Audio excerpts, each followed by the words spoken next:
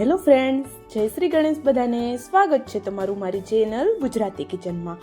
કડકડતી ઠંડીમાં ખાવાની ખૂબ મજા પડે તેવો શાકભાજીથી ભરપૂર મસાલા હેલ્ધી ટેસ્ટી એવો બાજરીના લોટનો રોટલો આજે આપણે બનાવશું. રોટલા બનાવતા નથી આવડતું એ લોકો પણ આરામથી બનાવી લેશે. રોટલો ટીપવાની કે થાબડવાની ઝંઝટ વગર બની જશે અને આ રોટલો ખાવામાં એટલો ટેસ્ટી બને છે કે શાકની પણ જરૂર નહીં પડે. લસણીયો રોટલો અને ભરેલો રોટલો તો તમે બનાવ્યો જ હશે, પણ આ અલગ સ્વાદનો અને અલગ રીતે આ ટેસ્ટી રોટલો તમે કદાચ ક્યારેય પહેલા ટ્રાય નહીં કર્યો હોય. તો ચાલો બનાવવાનું શરૂ કરીએ. તો એના માટે સૌપ્રથમ આપણે થોડા શાકભાજી લીધા છે. એમાં મેં થોડો મૂળાનો કટકો લીધો છે, એક નાનો ટુકડો દૂધીનો લીધો છે, 10 થી 12 જેટલી લસણની કળીઓ લીધી છે, 2 તીખા મરચાં જે સુરતી મરચાં આવે છે એ લીધા છે, એક નાનો ટુકડો આદુનો અને એક નાની વાટકી જેટલી કોબી લીધી છે અને એક નાનો ટુકડો ગાજરનો લીધો છે. મૂળા, ગાજર, કોબી જે આપણે સિઝનમાં જે શાકભાજી છે એ જ શાકભાજી આપણે લીધેલા છે. તમારા ઘરમાં જે પણ શાકભાજી અવેલેબલ હોય એની મદદથી તમે આ રોટલો બનાવી શકો છો. હવે આ બધા શાકભાજી છે એને આપણે એક ચોપરમાં લઈ લીધા છે. આપણે મિક્સર જારમાં જો આ પ્રોસેસ કરવાના હોય તો પલ્સ મોડ ઉપર આપણે કરવાની છે. સાથે જ અહીંયા અડધી વાટકી જેટલા ફ્રેશ લીલા વટાણા લીધા છે.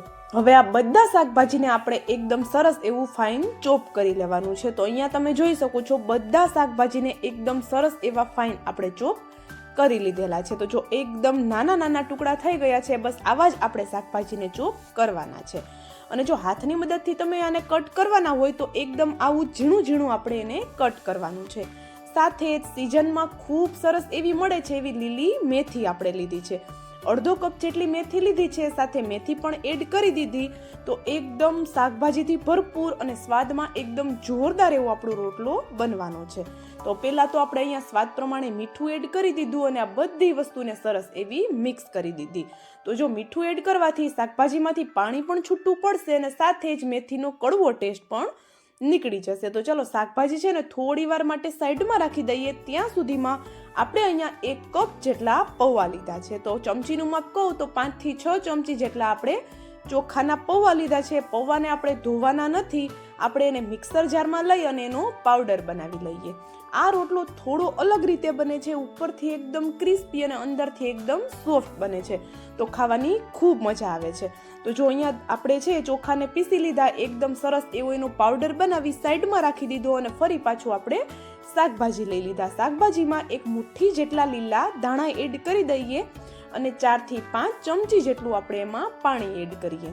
જો શાકભાજીનું પણ પાણી થયેલું છે, ઉપરથી આપણે 4 થી 5 ચમચી જેટલું જ અત્યારે પાણી એડ કરવાનું છે, વધારે પાણી એડ નથી કરવાનું. હવે આ બધી વસ્તુને એક વખત સરસ એવી મિક્સ કરી લેવાની છે. તો પાણી આપણે પૌવા છે એનો પાવડર એડ કરશું તો પૌવાનો પાવડર સરસ એવો પલળી અને ફૂલી જાય એ માટે પાણી એડ કરેલું છે. તો વધારે પાણી ન થઈ જાય એ વાતનું ખાસ ધ્યાન રાખશું. હવે આ પૌવાનો પાવડર છે એમાંથી 2 ચમચી જેટલો પાવડર આપણે બચાવી અને સાઈડમાં રાખી દઈશું અને બાકીનો પાવડર આપણે શાકભાજી સાથે એડ કરી દઈશું. હવે આ પાવડર છે એને પણ સરસ એવો શાકભાજી સાથે મિક્સ કરી દેવાનો છે. અને પૌવા છે એ ખૂબ પ્રમાણમાં પાણી શોષી લે છે, તો એકદમ જ આપણે એને એડ કરશું, મિક્સ કરશું એટલે આપણે એ જે પાણી એડ કર્યું છે એ બધું શોષાઈ જશે. તો જો અહીંયા થોડું પાણી મને ઓછું લાગે છે તો ફરી પાછું 2 ચમચી જેટલું મેં પાણી એડ કરેલું છે. હું વારે વારે એક વાત કહું છું કે પાણી છે આપણે હાથ રોકીને એડ કરવાનું છે, કારણ કે ખૂબ પ્રમાણમાં શાકભાજીનો ઉપયોગ આપણે કરેલો છે. હવે આપણે એમાં થોડા મસાલા કરીએ. તો મસાલામાં 1 મોટી ચમચી જેટલા અજમા એડ કરી દઈએ. રોટલો છે આ મસાલા એમાં અજમાનો ટેસ્ટ ખૂબ સરસ આવતો હોય છે. સાથે આપણે અડધી ચમચી જેટલી હળદર એડ કરી દઈએ. હળદર વધારે એડ નથી કરવાની, નહીતર કડવો ટેસ્ટ આવશે. સાથે 1 ચમચી જેટલું ધાણા જીરું પાવડર અને ચટપટા ટેસ્ટ માટે અહીંયા 1 ચમચી જેટલો આમચૂર પાવડર એડ કરેલો છે અને અડધી ચમચી જેટલી ખાંડ એડ કરવાની છે.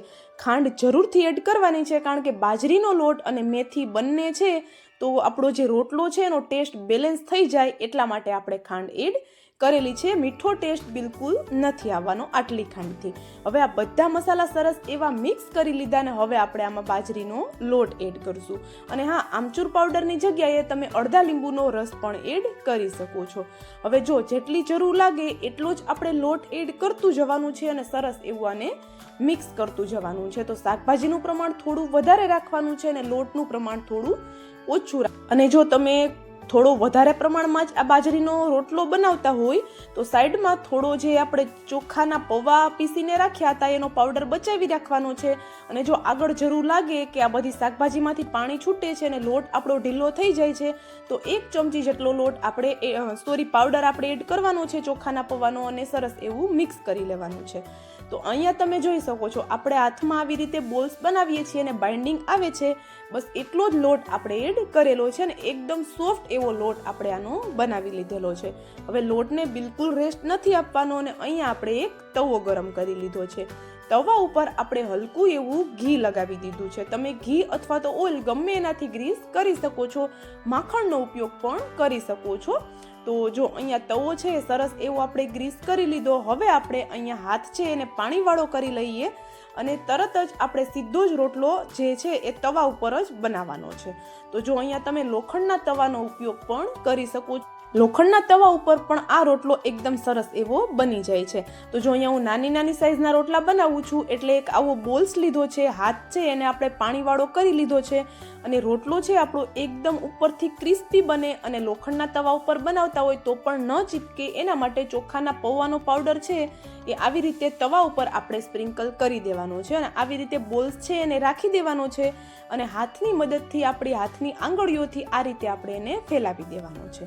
લોટ છે એકદમ સોફ્ટ છે એટલે આરામથી આપણો રોટલો ફેલાઈ જાય છે. કિનારીઓ ઉપર હલકા હલકા ક્રેક્સ આવે તો ડરવાની જરૂર નથી, કારણ કે એનાથી જ આપણો રોટલો છે એકદમ ક્રિસ્પી બને છે.